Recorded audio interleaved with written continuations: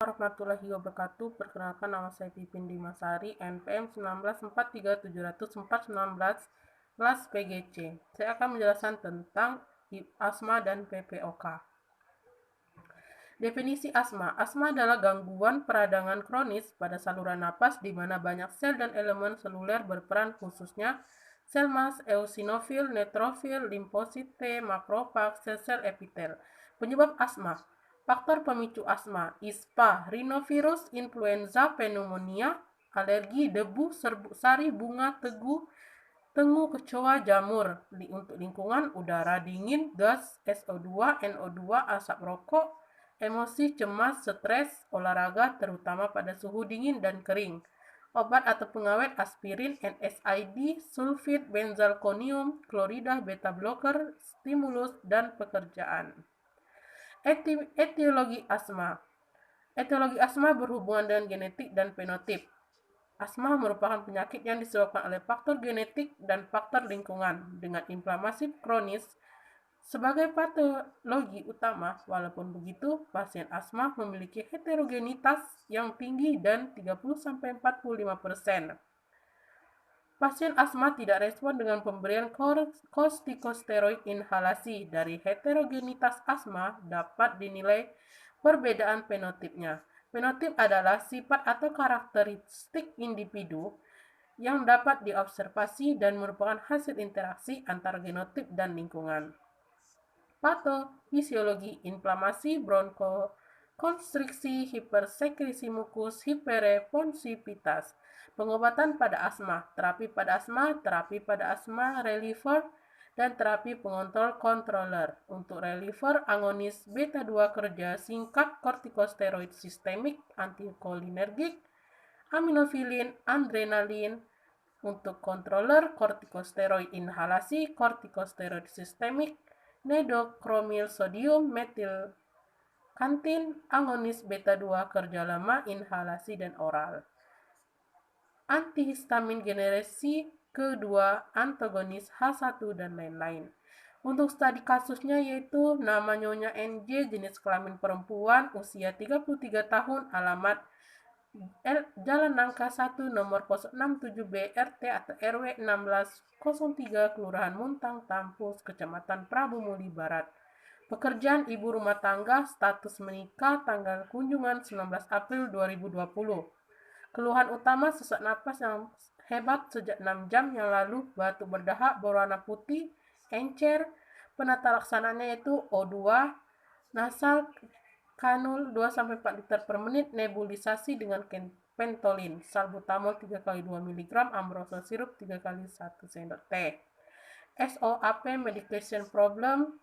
Untuk asma, subjek sesak napas hebat sejak 6 jam yang lalu, batuk berdahak berwarna putih, encer, objek usia 33 tahun, TD 110 per 70 mg per mmHg, nadi 10 kali 5 menit persen reguler, persen isi dan tegangan cukup, pernapasan 32 kali per menit, cepat dan diangkat, temperatur 37,3 Celcius.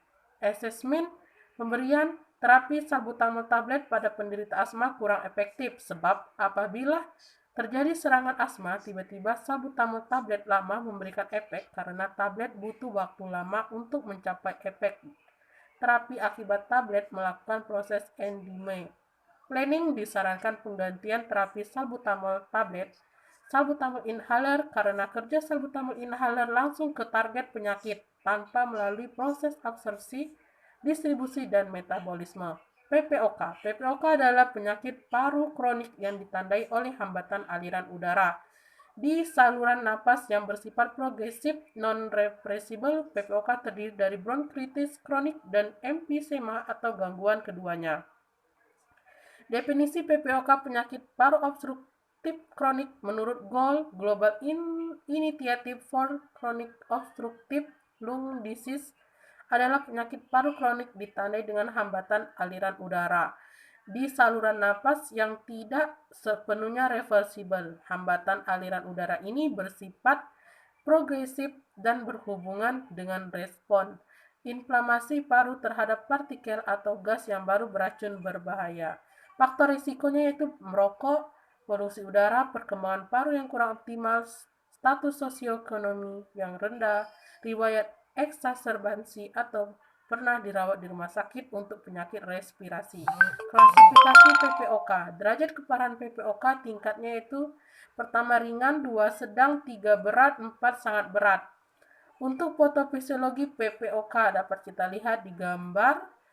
Untuk radikal bebas masuk ke dalam saluran pernapasan dan mengendap di paru hingga terakumulasi yang dapat menimbulkan kerusakan sel dan menjadi faktor utama penyakit paru.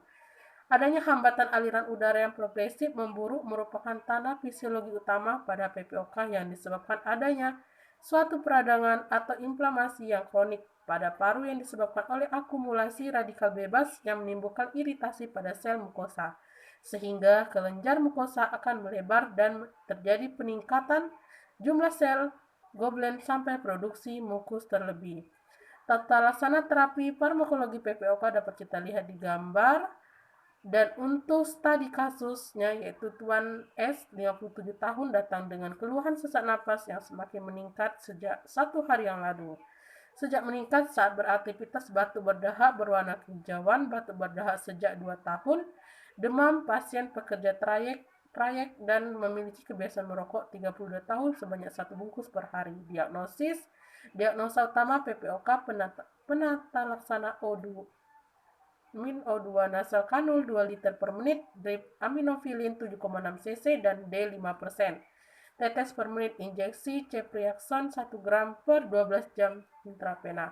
Injeksi metilprednison 120 mg per 12 nebulizer parbipen 2,5 mili 6 kali 1. Untuk SOP medical problem PPOK subjeknya yaitu keluhan sesak semakin meningkat sejak 1 hari yang lalu.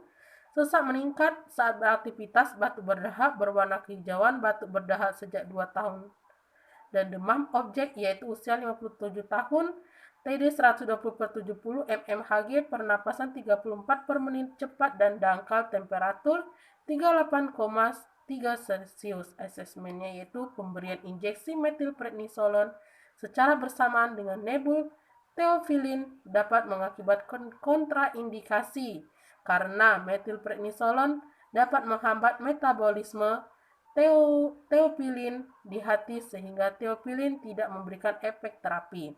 Planningnya yaitu disarankan untuk penderita pemberian terapi teopilin tidak dilanjutkan karena berkontraindikasi dengan salah satu obat dan penggantian terapi untuk teopilin sudah diberikan Parbivet yang lebih efektif untuk terapi PPOK.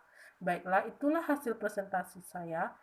Apabila ada kesalahan, saya mohon ampun. Kepada Tuhan saya mohon ampun. Baiklah, wassalamualaikum warahmatullahi wabarakatuh.